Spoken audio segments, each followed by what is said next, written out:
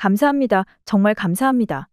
노을이 지고 있는 한강공원에서 한 외국인 여성이 한국인들을 향해 고개를 숙이며 감사 인사를 전하고 있습니다. 괜찮다고 하며 이제 가보라는 한국인들의 말에도 아랑곳하지 않고 이 외국인 여성은 아들을 끌어안으며 감정에 복받치는 듯한 모습입니다. 그에 반해 그녀의 아들은 해맑게 웃으며 엄마는 왜 우냐고 물어보기까지 합니다. 석양이 물들어가는 한강공원에서 대체 무슨 일이 벌어진 것일까요? 사연 알아보겠습니다. 안녕하세요. 스위스에서 살고 있는 아이다라고 합니다. 저는 남편 그리고 아들과 함께 살고 있어요. 제가 오늘 사연을 보내드린 이유는 한국인들에 대해서 너무나도 감사했던 사건이 있었기 때문입니다. 물론 저를 도와주신 한국인들에게는 모두 사례를 해드렸고 받지 않으시려고 했던 분들에게는 나름 성의 표시와 감사 인사를 연거푸 드리기는 했으나 그래도 고마운 마음이 컸기 때문에 이런 사연을 보내게 되는데요. 저는 스위스에서 어떻게 보면 유복하게 자라왔다고 말씀드릴 수 있습니다. 아주 어린 시절부터 저희 집에는 살림을 도와주는 가사도우미가 서너 명씩 있었고 심지어 학교에 데려다주는 기사도 있었으니까요. 다른 친구들도 저처럼 사는 줄 알았어요. 하지만 저는 아주 특별한 환경에서 살아왔다는 것을 사춘기가 되어서 알게 되었습니다. 제가 이런 말씀을 드리는 이유는 어린 시절부터 옆에서 다 해주는 사람들이 있었기에 주변을 잘 챙기지 않고 덤벙거리는 성격을 커가면서 가지게 되었다는 것을 말씀드리고 싶었습니다. 사실 결혼을 하기 전에도 제 남편은 저희 이런 성격에 대해서 가끔 따끔하게 이야기하기도 했습니다. 아이가 없을 땐 별로 신경 쓰진 않겠지만 나중에 출산을 하고 아이를 키우는 과정에 있어서 어린 시절 철부지 모습을 계속해서 보여준다면 나중에 후회할 일이 생길지도 모른다고 하면서 말이죠. 물론 주위를 잘 챙기지 않는 성격으로 인해 저는 한국 여행 도중 크나큰 사고를 맞이하기도 했습니다. 저는 오냐오냐 키워준 부모님과 가정환경으로 인해 제 의지대로 하며 살아본 적이 별로 없었습니다. 그런데 그게 성인이 돼서 영향이 생기더라고요. 바로 건망증으로 이어지는 것이었습니다. 출산을 하기 전에는 살면서 그런 증상을 느껴본 적이 거의 없었지만 아들을 낳고 나서부터 건망증이 생기더라고요. 대부분 출산을 하고 나서 생기는 부작용 중에 하나라고는 하더군요. 호르몬의 문제로 인해 체중이 늘어난다던가 모든 관절은 출산을 겪으면서 안 좋아지는 건 사랑스러운 자녀를 얻게 되면 훈장처럼 남게 되는 신체 징후인데요. 저는 거기에 더해 건망증까지 오더라고요. 이유식을 만들기 위해 가스불을 켜놓고도 깜빡 잊어버리고 나서 집을 다 태울 뻔도 했었습니다. 그래서 항상 메모를 하거나 잘 기억하기 위해 사람들에게 부탁하기도 했어요. 한국으로 여행만 가지 않았더라면 저와 제 아들에게는 잊을 수 없는 사건이 생기지도 않았을 텐데 시간은 되돌릴 수 없으니 앞으로는 더욱 주의를 하는 수밖에 없겠죠. 저는 한국 드라마를 즐겨봤습니다. 킹덤, DP, 도깨비, 더 글로리 등 수많은 한국 드라마를 재밌게 봤어요. 저 말고도 제 주위 사람들 역시 한국 드라마를 보고 있다고 하더군요. 실제로 넷플릭스에서 한국 드라마의 순위는 전 세계의 컨텐츠 중에서도 상위권을 차지할 만큼 인기가 많죠. 그래서였는지 저는 한국으로 한 번쯤 여행을 다녀오고 싶었습니다. 매번 브라운관으로만 보던 한국만의 모습을 실제로 보고 싶다고 생각했죠. 사실 제 아들이 태어나고 육아를 하다 보면 여행은커녕 집 밖에 나간다는 것 자체가 힘든 일이에요. 하지만 이제는 제 아들도 5살이 되었고 어느 정도 대화가 통하다 보니 최근에는 자동차로 한두 시간 정도 되는 거리는 다녀오기도 하고 그랬죠. 그리고 시간이 흐르고 나서 아이가 학교에 들어가게 된다면 해외여행은 더욱 가기 힘들 것 같아서 학교에 입학하기 전에 그토록 가고 싶었던 한국으로의 여행을 가자고 남편에게 말했습니다. 남편 역시 저희 가족을 위해서 낮에는 회사 생활을 하고 퇴근하고 집에 오면 육아를 도와주느라 그동안 엄청 고생하고 힘들어했던 걸 저도 알고 있었거든요. 남편도 같은 생각이었어요. 살면서 쉬는 시간도 필요한 것 같다며 저의 한국 여행의 제안을 받아들였죠. 너무나도 두근거렸어요. 실제로 한국에 도착하게 되면 먹게 될 한식들과 한국 드라마 속에서 나온 명소, 카페 등 가보고 싶은 곳들이 많았어요. 저는 나름대로 알차게 스케줄을 구성하며 꿈에도 그리던 한국행을 기다리며 지냈습니다.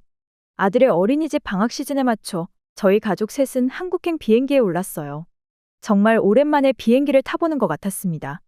장시간의 비행 끝에 저희는 인천공항에 도착했는데요. 역시나 한국의 공항은 너무나도 깨끗했어요. 한국에 다녀온 외국인들이 과장하는 게 절대 아닌 실제로 한국의 공항은 깨끗하고 관리가 잘 되는 것 같았으며 한국을 방문하는 외국인들 역시 많이 보였죠. 사람 생각은 다 똑같은 것 같았어요. 한국의 문화가 전 세계적으로 퍼지면서 영향력이 생긴 지금 저 말고도 다른 나라의 외국인들 역시 한국을 방문하고 싶은 건 당연한 일이었습니다. 저희 가족은 제가 미리 알아본 호텔까지 가는 공항 버스를 타기 위해서 버스 정류장에 도착했는데요. 캐리어 가방만 줄이 서 있고 실제로 줄을 서 있는 사람은 저희 가족뿐이었어요. 알고 보니 한국인들은 캐리어 가방이나 다른 가방 같은 소지품으로 줄을 세워놓는 경우도 있다고 했습니다. 참 신선한 광경이었어요. 절대로 믿음이 없이는 불가능한 문화라고 생각이 들었죠. 그랬기 때문에 저희 말고도 다른 외국인들이 버스 정류장에 있었지만 그들 역시 캐리어로 줄을 세워놓았던 것이었어요. 다른 유럽이나 해외였다면 상상할 수도 없는 모습을 직접 눈으로 보게 되니 한국인들이 참 대단하다고 생각했습니다. 그런 인상적인 첫 한국과의 만남을 뒤로하고 저희 가족은 서울의 숙소에 왔는데요. 시차에 적응하기 위해 저희 가족은 최대한 밤까지 버티다가 잠에 들었어요. 그토록 꿈꾸었던 한국 여행이기에 컨디션 조절은 필수라고 생각이 들었기 때문이었죠. 2일차가 되고 저희 가족은 일단 여의도로 향했는데요. 한국 드라마나 영화에서도 여의도는 자주 등장하는 장소였어요. 한국의 금융도시의 메카이고 또한 여의도 공원, 한강공원은 외국인 관광객이라면 무조건 가봐야 하는 명소 중 하나라고 했기 때문이었죠. 실제로 여의도 공원에 도착하고 보니 제가 생각했던 것보다 엄청 큰 공원이었습니다. 자전거를 타거나 킥보드, 롤러 스케이트 등 많은 탈 것들을 타면서 돌아다녀도 될 정도로 넓고 볼 것들이 많았죠. 심지어 토끼들도 곳곳에 돌아다니고 있었어요. 아들은 토끼를 보는 것을 참 좋아했습니다. 신기할 만했어요. 고층 건물 사이 속에 있는 공원에서 야생의 토끼를 보게 되었으니 말이에요. 저 역시 여기저기 남편과 둘러보며 한국을 만끽하고 있었는데요. 한 5분에서 10분 정도 한눈을 팔았던 것 같았어요. 저는 당연히 남편이 아이를 보고 있을 거라고 생각했지만 남편 역시 저와 같은 생각이었나 봐요. 정신을 차리고 보니 제 아들이 시야에서 보이지 않았습니다. 순간 하늘이 노랗게 보이는 것 같았어요. 정신을 가다듬고 생각해 보니 아까 토끼를 유심히 보며 신기했던 아들이 토끼를 따라서 어딜 갔거나 아니면 다른 것을 보러 혼자 사라진 것 같았어요. 저는 눈물이 터져 나왔습니다. 한순간도 아이에게서 눈을 떼면 안 되는 입장인 엄마지만 한국 여행에 너무나도 들떴기 때문에 아들의 존재를 까맣게 잊어버린 것이었죠. 한국어도 잘하지 못했던 저는 주위 사람들에게 물어보기 시작했어요. 되도 않는 영어를 섞어가면서 제 아들을 본 적이 있는지 물어보고 다녔죠. 저의 이런 멘탈이 붕괴가 되는 모습을 본 젊은 한국인 커플은 저희에게 다가왔습니다. 경찰에 신고를 해주겠다고 했어요. 저는 경찰 생각은 하지도 못하고 있었는데 오히려 저보다 나은 것 같았어요. 냉정하게 생각해서 무조건 경찰에 실종 신고부터 했어야 하는 게 맞는 게 당연한데도 불구하고 너무나도 당황한 마음에 저는 사람들에게 물어만 가면서 찾으려고만 했었죠. 그 한국인 커플과 공원 사무소에도 같이 가서 실종 신고를 하기로 했어요. 아이를 찾을 때까지 저희를 도와준다고 하더군요. 너무나도 고마웠지만 한국어도 제대로 할 줄 몰랐고 영어로만 겨우 의사소통이 가능했기에 짧게나마 고맙다고 했습니다. 여의도 공원은 당연히 저희는 초행이었고 실제로 그 크기가 큰 공원이었기에 아이를 찾는 건 쉬운 일이 아니었어요. 부디 해가 지기 전까지는 아이를 찾을 수 있게 해달라고 기도하고 있었죠.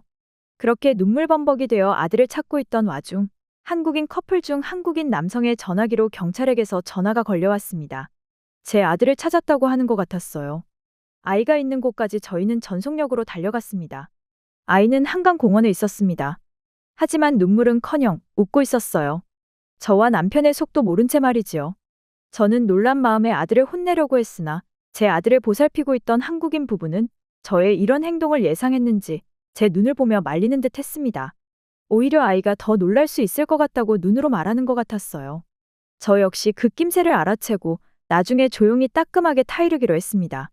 제 아들은 저와 남편에게서 멀어지게 되어 사람들이 많이 이동하는 한강 쪽으로 혼자 걸어간 것 같았어요. 날씨도 너무 좋고 한국인들도 저마다 행복한 모습으로 한강 쪽으로 향하고 있으니 제 아들도 무심결에 그쪽으로 갔던 것 같더라고요. 하지만 정신을 차려보니 주위에는 엄마 아빠가 없었고 울면서 저희를 찾아 헤매는 모습을 봤다고 한국인 부부는 말했습니다. 제 아들을 발견한 한국인 부부는 즉시 경찰에 신고를 했고 경찰은 실종 신고가 들어온 내용을 토대로 저희와 함께 있었던 한국인 커플에게 연락을 했던 것이었죠. 저는 너무나도 고마워서 어쩔 줄을 몰라 했어요. 저도 모르게 스위스 언어로 감사하다고 연거푸 인사를 드렸죠. 하지만 당연히 스위스어를 알아들을 수 없는 한국인들은 대충 무슨 이야기인지는 알 것 같으니 진정하라는 제스처를 보인 뒤 저를 진정시켰어요. 참 위험한 순간이었습니다.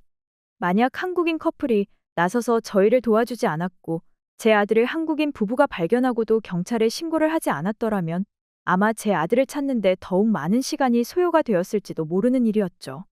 무엇보다 위험을 감지하고 즉시 도와주려고 손길을 내민 한국인들에 대해서 너무나도 놀라운 경험이었어요. 사실 다른 해외였다면 말도 통하지 않는 외국인이라면 괜히 엮이기 싫어서 지나치는 경우가 대부분일 텐데 한국인들은 다르다는 게 느껴졌습니다. 실제로 제가 봐왔던 한국의 드라마 속에 나오는 주인공들과 같았어요. 무거운 짐을 들고 있는 할머니를 도와주려고 하는 주인공 또는 길 가다가 쓰러진 사람을 구해주기 위해 구급차를 부르고 응급처치를 해주는 내용들까지. 한국인은 단지 드라마이기 때문에 연출된 한국인의 모습이 아닌 실제로 타인을 공경해서 도와주려고 하는 사람들이라는 걸 알게 되었습니다. 제 어린 시절과는 너무나도 다른 환경을 겪게 되니까 저는 여태껏 잘못 살아왔다는 것을 절실히 느끼게 되었습니다. 한국인들은 나보다 주변 사람과 환경을 더 많이 챙기고 있었고 그게 바로 한국인만이 유일하게 가지고 있다는 우리라는 개념이 생긴 이유로 보이기도 했습니다. 저는 아이를 잃어버렸던 날 여의도 공원에서 정말 훈훈한 장면을 보기도 했어요. 어떤 한국인 아이 엄마가 유모차를 끌고 가고 있었습니다. 그 여성은 편의점에 들어가서 물건을 사고 싶었지만 유모차로 인해 들어가기가 어려운 상황이었어요. 그러자 어느 가족은 그녀에게 다가가서 잠깐 아이를 봐줄 테니 편의점에 다녀오라고 하는 듯한 모습을 보게 되었습니다. 물론 저는 한국어를 이해를 하진 못했지만 그 모습은 저에게는 무척이나 충격적이었어요. 누가 부탁하지도 않았는데 자신이 나서서 타인을 도와주겠다고 한다는 것은 스위스에서 전혀 볼 수가 없는 모습입니다. 한국을 여행하는 동안 저는 한국인만이 가지고 있는 따뜻함을 많이 느끼고 스위스로 돌아왔습니다. 당연히 저는 그런 사건이 있던 후로 제 아들에게 단 한순간도 눈을 떼지 않고 다녔어요. 심지어 핸드폰까지 목에 걸어주고 다녔죠. 스위스에 돌아와서도 아들을 잃어버렸었다는 충격에 한동안 잠도 제대로 자지 못했었지만 이제는 나름 마음의 안정을 되찾았습니다. 그렇기에 이런 사연을 보내기도 하고요. 진심으로 저를 도와주었던 한국인들에게 감사드립니다.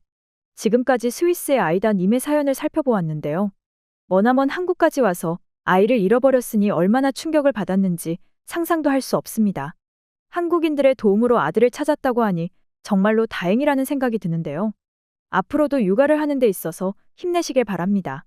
오늘 사연은 여기까지입니다. 시청해주셔서 감사합니다.